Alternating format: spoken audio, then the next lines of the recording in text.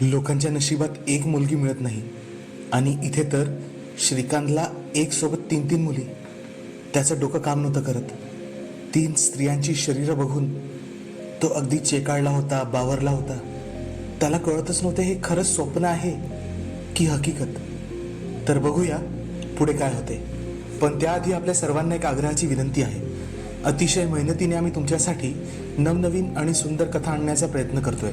आम्हाला तुमच्या सपोर्टची आणि मदतीची गरज आहे, ज्याने आम्ही लवकरात लवकर नवीन व्हिडिओ पोस्ट करू शकू. म्हणून व्हिडिओ खाली असलेले थँक्स बटन दाबून आम्हाला सहकार्य करा आणि आमच्या चॅनलला जास्तीत जास्त लाईक, शेअर आणि सबस्क्राईब करायला विसरू नका. श्रीकांतचा स्वतःवर विश्वास होत नव्हता, कारण काही दिवसाच्या आतच तो श्रेयासारख्या जवान आणि विजयासारख्या वयस्कर बाईवर हात मारून मोकळा झाला होता. एखाद्याचे नशीब असते ते असे. वाघाच्या तोंडाला रक्त लागावे तशीच चटक आता त्याला सुद्धा लागली होती. वेळी अवेळी त्याचे पौरुष थैमान घालायचे. मात्र त्याची ही सोय विजयाने करून ठेवली होती. त्या दिवशी विजयाच्या घरातून निघताना ती म्हणाली होती, असाच कधी कधी येत जा, विशेषतः रात्री येत जा, म्हणजे आपल्याला मनासारखं एन्जॉय करता येईल. मात्र कुणी पाहणार नाही याची काळजी आठवणीने घे. त्या दिवशी त्याला राहावे ना. त्याने विजयाच्या घरी जायचे ठरवले. रात्रीचे 10 वाजले होते. कॅम्पसच्या आवारात सामसूम होती.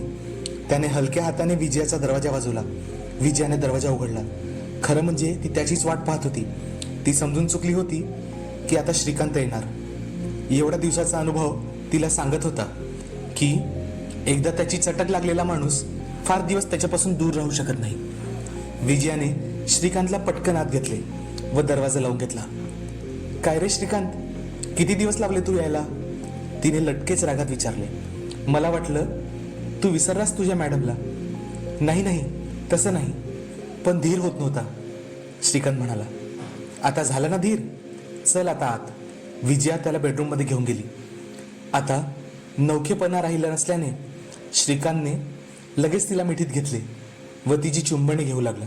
विजयाकडे जायचे या विचारानेच त्याच्या आतील रक्तप्रवाह आधीपासूनच ओथंबळून वाहत होता. विजयाने स्पर्श होताच म्हटले, वा, गडी आधीच तयार दिसतोय.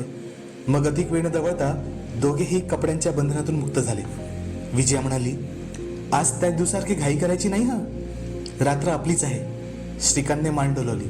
खरंच त्या दिवशी तो विजयाला नीट पाहूही शकला नव्हता. आज तो विजयाच्या भरीव उघड्या देहाकडे बघून खुश झाला. विजयाने 40शी पार केली असली तरी तिने आपला फिगर मस्त मेंटेन केला होता. सर्व काही अगदी टाईट आणि गरगरीत होते. तिला मूल झाले नसल्याने पोट सुद्धा सुटलेले नव्हते. मांड्या तर केळीच्या गाभ्यासारख्या बरगच्च होत्या. त्याने मुद्दाम विजयाला आपल्याकडे पाठ फिरवून वळवले आणि मग तो तिचा गोल आणि मांसल असा पाठमोरा आकार पाहू लागला. त्याला राहवले नाही. त्याने मागूनच तिला घट्ट मिठीत घेतले. इकडे विजया सुद्धा वाहत जाऊ लागली होती. ती म्हणाली, झालं का समाधान बघून? तसा श्रीकांत भानावर आला. त्याने विजयाला कॉटवर पडण्यास सांगितले व तो सरळ खाली शिरून तिच्या मधाळ डोहाचा आस्वाद चाकू लागला. विजयाचे हुंकार चौफेर घुमू लागले आणि काही वेळातच विजयाच्या अंगातून परमसुखाची शिरशिरी निघाली. आता तिला थांबणे शक्य नव्हते. आज तिला काही नव्या पद्धतीने अनुभव घ्यायचे होते. तिने श्रीकांतला ते सांगितले. श्रीकांतने पडत्या फळाची आज्ञा घेतली आणि नेम धरून तो समरस झाला. त्या दोघांसाठीही हा प्रकार वेगळा अनुभव देणारा तसेच वेगळ्या आनंदाच्या परिसीमेवर घेऊन जाणारा होता.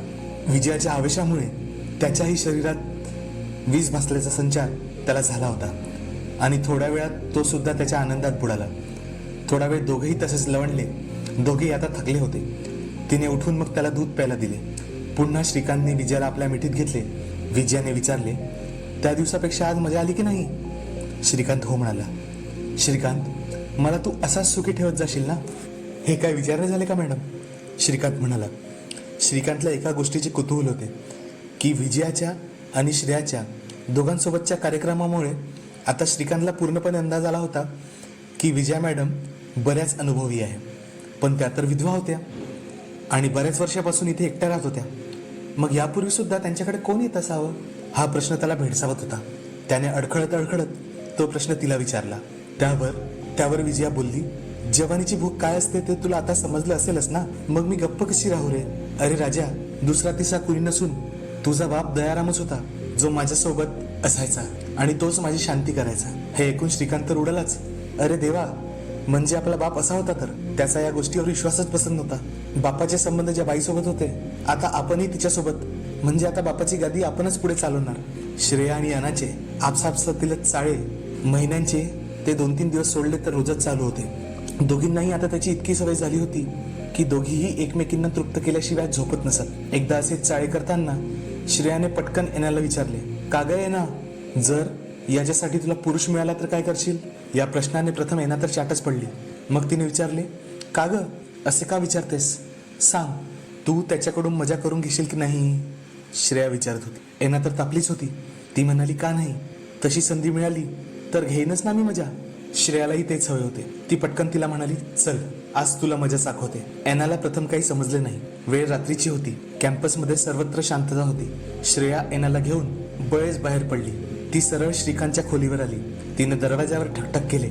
श्रीकांतने दरवाजा उघडून पाहिले तर तो अवाकच झाला. श्रेयाचे तर ठीक होते, पण आता ही बया कोण? त्याने पटकन दोघींना आत घेतले व दरवाजा बंद करून घेतला.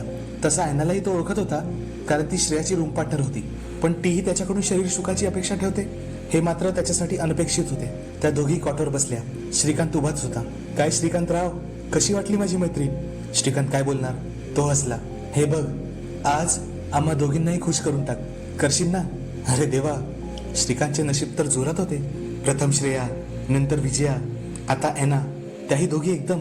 पुन्हा एकदा त्याच्यावर विश्वास बसेना. त्याच्या शरीरातील रक्तसंचार आता डबल झाला होता. श्रेयाने त्याला ओढून कॉटवर बसवले. त्या दोघींनी मॅक्सा घातल्या होत्या. श्रेयाने स्वतःला मॅक्सीतून मोकळे केले. ती आता फक्त अंतर्वस्त्रावर होती. पुढच्या क्षणी तिचा हात श्रीकांतच्या लुंगीशी गेला आणि तिने वेळ न दवडता होत्याचे नव्हते केले. ती त्याच्या पुढ्यात गुडघ्यावर बसली आणि त्याच्यावर आपला ताबा मिळवला. एना हे सारे आवाजून पाहू लागली. तिच्या आईचा प्रियकर पीटर याच्या शरीराची आठवण झाली, कारण तिने 2च पुरुषी शरीर असे उघडे पाहिले होते, एक पीटरचे आणि आता श्रीकांत. श्रेयाने थोड्या वेळ मनसोक्त आनंद घेतला व एनाला हात धरून आपल्या जवळ बसवले. आता पुढची संधी एनाची होती. थोडे बिचकतच ती सुद्धा त्याच्यात सामील झाली. मग श्रेयाने वेळ न दवडता तिला सुद्धा दोघांप्रमाणे मोकळे केले. थोड्याच वेळात त्या खोलीचे वातावरण अतिशय तप्त झाले होते. आजच्या खेळाचा पहिला मान एनाचा होता, कारण ती नवी खेळाडू होती. श्रेयाने तिला जमिनीवर पडलेल्या श्रीकांतवर स्वार व्हायला लावले. एनाची ही पहिलीच खेप होती. तेव्हा श्रेया तिला कसे काय करायचे ते शिकू लागली आणि तिच्या सांगण्यावरूनच एनाने पुढची हालचाल सुरू केली. ती 7व्या आसमानात होती. तिला तिची आई आणि पिंटोची आठवण झाली नसली तर नवलच ना, कारण तिने आईला पीटरसोबत याच परिस्थितीत उसळताना पाहिले होते. ते मदमस्त वातावरण, त्या तिन्ही शरीरांचा घामाचा सुगंध याने ती रूम दरवळली होती. एनाला एकदाची गार करून आता श्रेयाची पाळी होती. ती उतरता श्रेया स्वार झाली आणि एना श्रीकांतच्या अंगाशी खेळू लागली. ती मस्त एन्जॉय करत होती. आतापर्यंत तिने फक्त बघितलं होतं आणि जी मजा घेतली होती ती श्रेयासोबतच घेतली होती. हे सारं तिला नवीन होतं आणि अनोखं सुद्धा. ती मनातल्या मनात विचार करू लागली, आपली आई मेरी पीटरसाठी इतकी काय वेडी झाली होती. दोन्ही मुलींसोबत एवढी मजा करून सुद्धा श्रीकांत अजूनही आवेशातच होता. त्याला तृप्ती व्हायचीच होती. होताच तो तसा गावरानगडी. त्याची ही खुबी विजयाने पहिल्याच दिवशी ओळखली होती. बाप से बेटा सवाई खराखुरच होता तो. श्रीकांत श्रेयावर अगदी अमानुषपणे हल्ला चढवत होता. एना हे सारं आश्चर्याने पाहत होती. श्रेया एवढी पोचलेली असेल याची तिला काही कल्पनाच नव्हती. श्रेयाला बरंच थकवून तो आता मात्र आपल्या परमसुखाची कारंजी थुई थुई नाचवत ढेर झाला. आज जे काही घडले ते त्याच्यासाठी स्वप्नावत होते आणि एना तर वेगळ्याच धुंदीत होती. थोड्या वेळ तशाच थांबत त्या इकडे तिकडे बघून गुपचूप त्या खोलीच्या बाहेर पडल्या. दिवसामागून दिवस जात होते. श्रेया व एना दोघी कॉलेजला जात होत्या. श्रीकांतला बागेत काम करताना पाहून त्यांना त्याचे बलदंड शरीर आठवू लागायचे. श्रीकांतकडे नुसतं बघूनच त्या खुश व्हायच्या. इकडे श्रीकांत एक दिवसा आडून विजया मॅडमच्या घरी जाऊन तिला मस्तपैकी रगडून घ्यायचा. तो स्वतःशीच विचार करू लागला, आपण कोण होतो, काय झालो.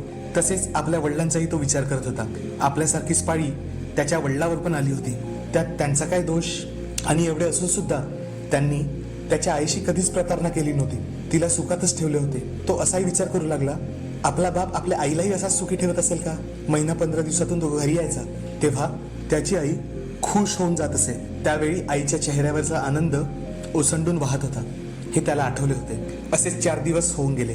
त्यालाही श्रेया व एनाची आठवण येऊ लागली. रात्रीच्या वेळी त्यांचा विचार करत असताना दरवाजावर टिकटिक झाली. श्रीकांतने ओळखले श्रेयाच असणार. होय, श्रेया आणि एना दोघी आल्या होत्या. त्याने पटकन त्यांना आत घेऊन दरवाजा बंद केला. तो श्रेयाशी काहीच बोलला नाही. श्रेयाने विचारले, काय रे श्रीकांत, रागवलास का? तो हो म्हणाला. अरे तुला मुलींचे प्रॉब्लेम कधी समजणार? खरोखरच श्रीकांतला मासिक धर्माबद्दल काय असते ते काही ठाऊक नव्हते. त्या बाबतीत तो अगदी अडाणी होता. शेवटी श्रेयाला सगळे फोडून सांगावे लागले. आता श्रीकांतच्या डोळ्यात प्रकाश पडला. गावाकडच्या बायका बाहेर जातात हे त्याने ऐकले होते, पाहिले होते. म्हणजेच पाळी हे आता त्याला समजले होते. मग अधिक वेळ न दवडता तिघेही आपल्या कार्यात मशगूल झाले. श्रीकांत आधीपासूनच टरारला होता. एना व श्रेया त्याला आळीपाळीने ढगात पोचवत होत्या, तर श्रीकांत त्या दोघीवरून आपले हात फिरवत होता. आज पहिला मान श्रेयाचा होता. ती कॉटवर तयार होऊनच पडली होती. श्रीकांतला तिने तुटून पडण्यास सांगितले, तर एना तिला तिच्या यौवनाच्या खजिन्याचा आस्वाद देत होती. स्त्रीच्या पाळीनंतर पुरुषांना अधिक मजा येते असे एक एक धडे श्रीकांतला मिळत होते. थोडा वेळ खेळायला अशीच रंगत आली. आता एनाची पाळी. मागच्याप्रमाणे एनाच्या जागी श्रेया आणि श्रेयाच्या जागी एना असा परत खेळ सुरू झाला. आणि अचानक दारावर टिकटिक झाली. तसं तिघेही दचकले. श्रीकांतने ओळखले, यावेळी आली तर विजय मॅडमच असणार. त्याने पटकन लुंगी लपेटली. तसेच श्रेया व एना यांच्या अंगावर चादरी टाकल्या. त्याने दरवाजा उघडला. होय, ती विजयाच होती. अरे देवा, आता काय करावे? ती झटकन आत देखील आली. श्रीकांतने दरवाजा लावून घेतला. श्रीकांतला काय करावे ते समजेना. तेवढ्यात विजयाने क्वार्टर पाहिले. तीही अवाक झाली. विजया मॅडमला पाहून श्रेया व एना चाटच पडल्या. आता श्रीकांतचा चेहरा मात्र बघण्यासारखा झाला होता. भीतीने अवसानच गळाले. आता सगळ्यांचेच बिंग फुटले होते. कोण कुणाला काय बोलणार? अगं श्रेया आणि एना, तू सुद्धा? विजयाच्या तोंडून शब्द बाहेर पडले. तसे श्रेयाने आपल्या अंगावरची चादर बाजूला केली. मॅडम, तुम्ही इतक्या रात्री इथे? श्रेयाने विचारले. एनानेही आपल्या अंगावरची चादर दूर केली. त्या दोघींना असे विवस्त्र पाहून विजयाला चक्कर यायचीच बाकी होते. तिला काय समजायचे ते ती समजली. श्रीकांत खरोखरच पोचलेला होता. बापाच्या कितीतरी पुढे गेला होता. ती मनातल्या मनात समजली. तसेच श्रीकांत आणि विजयाची काय भानगड चालू असेल याची सुतराम कल्पना श्रेयाला आणि एनाला कधीच नव्हती. मग आता काय करायचे? तेरी भी चूप आणि मेरी भी चूप. श्रेयाने चटकन विजयाला कॉटवर बसवले. विजयानेही मॅक्सी घातली होती. तिने एनाला खून केली व स्वतः खाली बसून तिने विजयाची मॅक्सी थोडी वर सरकवली. तर एनाने विजयाच्या मॅक्सीच्या हुकाला हात धरला. अगं काय करताय? असे म्हणत असतानाच श्रेया मॅक्सीवरूनच तिच्याशी लगट करायला, तिला कुरवळायला सुरुवात करू लागली. श्रीकांत हे सारे आवाजून पाहत होता. लगेच तिला पूर्ण मोकळे करत श्रेयाने इशारा देत श्रीकांतला तिच्यावर हल्ला चढवायला लावला. तो तर तयारच होता.